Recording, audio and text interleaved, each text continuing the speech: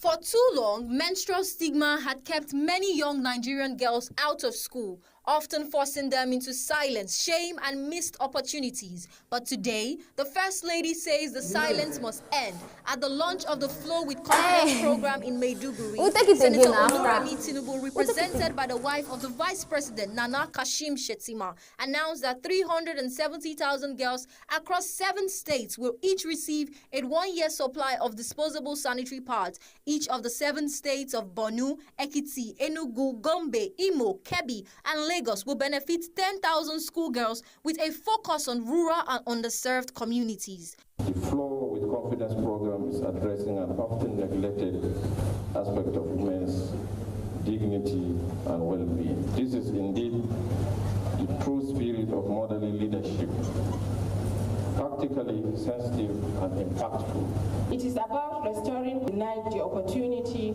to pursue her education and dreams because of natural biological challenge. Elsewhere, the First Lady extended a hand of support to vulnerable families in the state. She handed over assorted food items to the HRI coordinator, Dr. Falmata Babangada Zulum, for onward distribution to vulnerable groups and persons with disabilities. Temitope Oluwafemi reporting for BeeTv News.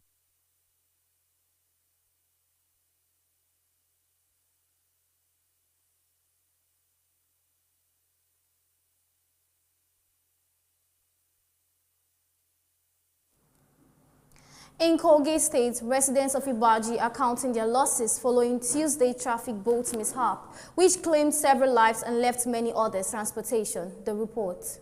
Nigeria's waterways span about 10,000 kilometers with over 3,000 kilometers of navigable waterways, but frequent boat mishaps continue to claim many lives each year. The latest incident in Kogi State occurred when an ill-fated boat carrying over 80 passengers departed Uruguay community in Ibaji and capsized on its way to Ilushi Market in Edo State. NEMA officials alongside state agencies, security operatives and local volunteers are in the area providing support. They say search and rescue operations have saved 24 passengers while 42 others remain missing as efforts continue. Not just to come and see, to also provide necessary search and rescue support to see how we can rescue people who are still trapped in the various waters, so that whatever measure, whatever effort that is already ongoing at local level, at community level, we are all here to support the mechanism. Governor Uba Sani of Kaduna State has conducted on-the-spot inspection of key projects across the state, including the Ahmadu Bello Stadium, as well as ongoing road and healthcare development. He noted that these interventions demonstrate his administration's commitment to advancing sport, healthcare, and infrastructure. The report. To inspect ongoing reconstruction and remodeling works, this facility, last upgraded in 1965, is being transformed into a state-of-the-art arena that makes FIFA and World Athletic Federation standards. It's not renovation. This is reconstruction of a new stadium entirely. The most important thing is that Ahmadu Bello Stadium, like you all know, is one of the most iconic stadiums in the whole of Nigeria. In the past, it hosted FIFA events here, including under 17.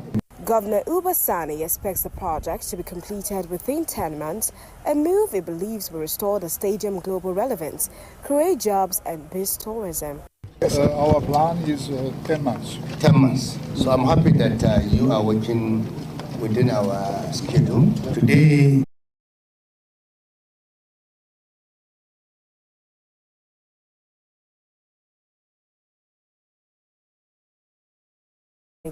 reporting for BeeTv News.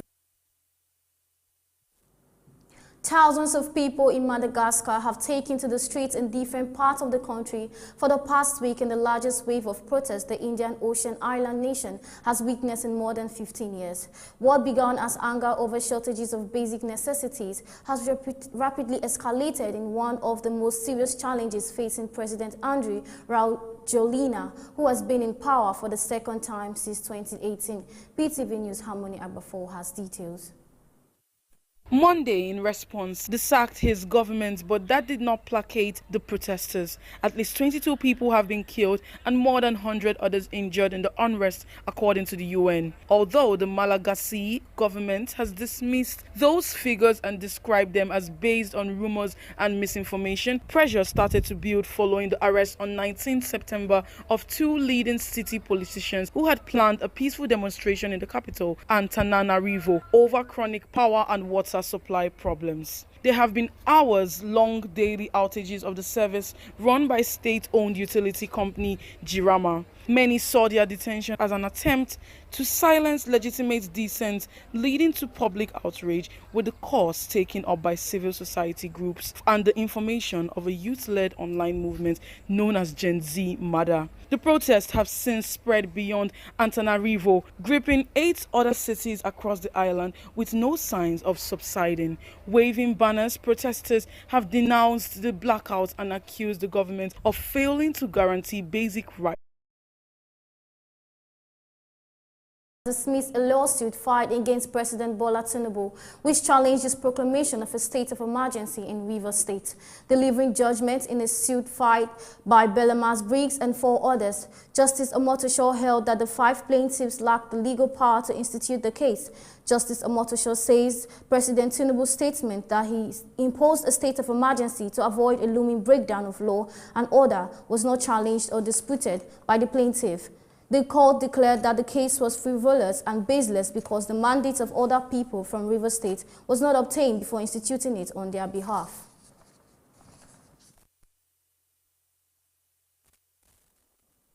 Governor Amadu Fintiri of Adamawa State has paid a visit to Origin Group in Lagos State, where he was warmly received by the management team of the agro-industrial company. The visit centered on discussions aimed at strengthening partnerships in agriculture, agro-processing, and exploring investment opportunities beneficial to Adamawa State. Governor Fintiri commended the group for its innovation in agricultural value chains and reaffirmed its administration's commitment to boosting food security, job creation, and industrial growth through private sector collaboration. In Adamawa we have large hectare of land, we have large body of water that we can do agriculture and do irrigation. So we are looking for a reputable and world-class partners who specializes in all of this, so that we can boost the food security of the country. And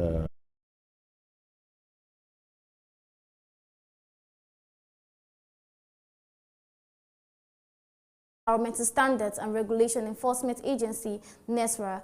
Controller of Custom Files Zone B, Aminu Sule, highlighted the ecological and socio-economic risks of the Donkin Path trade vita for rural livelihood. He said the handover underscores enhanced inter-agency collaboration.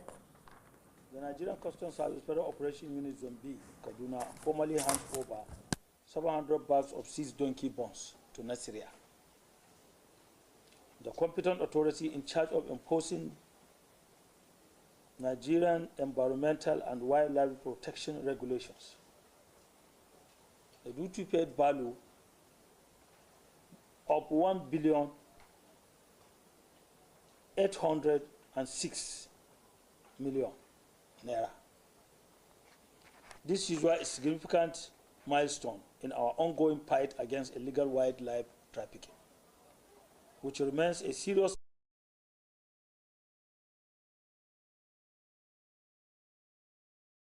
within the community. The Commandant, Nigerian Army College of Accounts and Finance, Commandant Babatunde Quadrille, says by contributing to the health and well-being of host communities, the Navy is reinforcing the foundations of national security. He adds that carrying host communities along in novel activities is essential to the success of his mandate. Build the relationship and to strengthen it with our host community, so that whenever we call on them or whenever they need us, we'll be able to respond and support each other. So by this medical outreach, we believe that we'll be able to assist those of them who have some, and as such, they need further care, and they can access the further care either at our own facility or any other facility available. Beneficiaries expressed appreciation for the gesture, describing it as timely and impactful.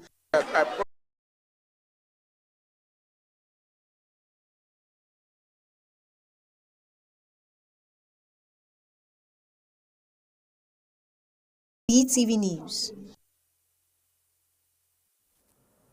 Former President Atiku Abubakar has denied stepping down for any candidate ahead of the 2027 presidential election.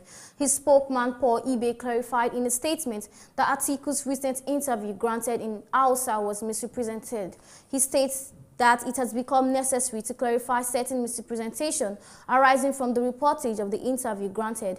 He said after a thorough review of both the video and transcript of the interview in their original Hausa and English translation, it is evident that at no point that the former vice president expressly states, suggests, or even imply that he intends to step down for anyone.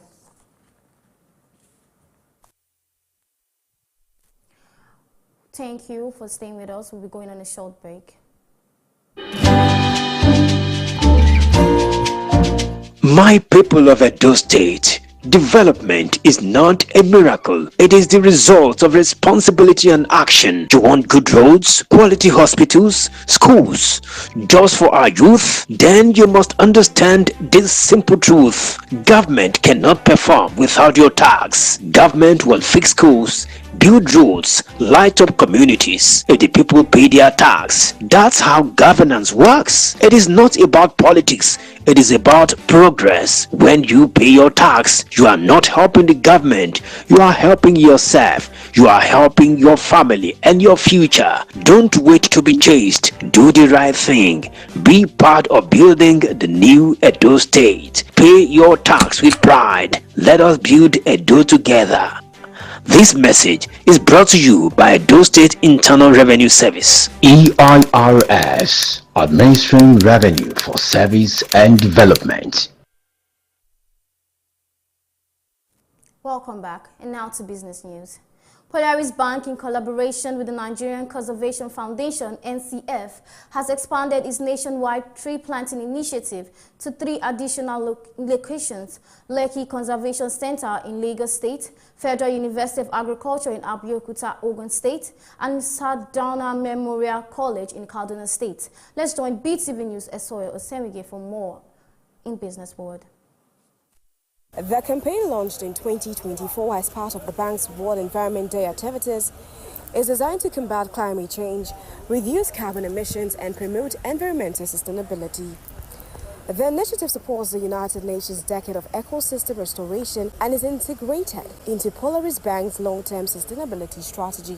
The tree species selected include both fruit-bearing and shade-providing types. These are intended to aid in erosion control, serves as windbreaks, provide shades, and contribute to local food security. Polaris Bank has committed to planting 10,000 trees nationwide. The initiative is being supported by senior bank executives at regional levels to ensure implementation and local engagement. Stanbic IBTC Holdings PLC has announced the appointment of Mr. Chukwuma Nwokocha as a substantive Group Chief Executive Officer effective October 2nd, 2025. The appointment follows regulatory approval and concludes the interim leadership of Dr. Adekunle Adedeji, who served as acting Group CEO. Dr. Adedeji will continue as Executive Director and Chief Finance and Value Management Officer. Under Adedeji's interim leadership, the group recorded its best financial performance since inception and successfully completed a right issue to meet the Central Bank of Nigeria's recapitalization requirement ahead of the March 31st, 2026 deadline. As of June 30, 2025, the group's total assets stood at 8.12 trillion, up from 6.91 trillion as of December 31st, 2024. Total liabilities rose to 7.17 trillion from 6.24 trillion billion, driven by retained earnings and proceeds from the rights issue. For H1 2025, the group recorded imports for refinery country imported between 90,000 and 100,000 barrels per day of refined fuel. Of this volume, 50 to 60% originated from Russia, primarily in the form of gas oil, diesel, and fuel oil, while Nigeria continues to supply crude feedstock to Senegal's refinery. Its own local refineries, including the Dangote refinery, have reported inadequate domestic crude supply and have returned to import from the United States to sustain production. Phase 2 of the Sangoma project is under review and includes plans for 33 additional wells with a projected startup in 2027. However, Senegal's crude output is expected to remain stable at 100 kbd in the near term. And that is the close of the business news segment for tonight. I am Sohe or Seregi reporting for BeeTv News. And lastly, on entertainment news, at the chaos in the ring boxing event held on Wednesday night at Mobolaji Johnson Arena, Lagos, popular skit maker Pastor Remote and Lagos State Governor Babajide Sanwo-Olu captured audience attention with an impromptu comic exchange that briefly shifted focus from the sporting spectacle. Also, 15 Cent submits satirical plea against Didi ahead of sentencing. Let's join BeeTv News Temitope Oluwafemi for details.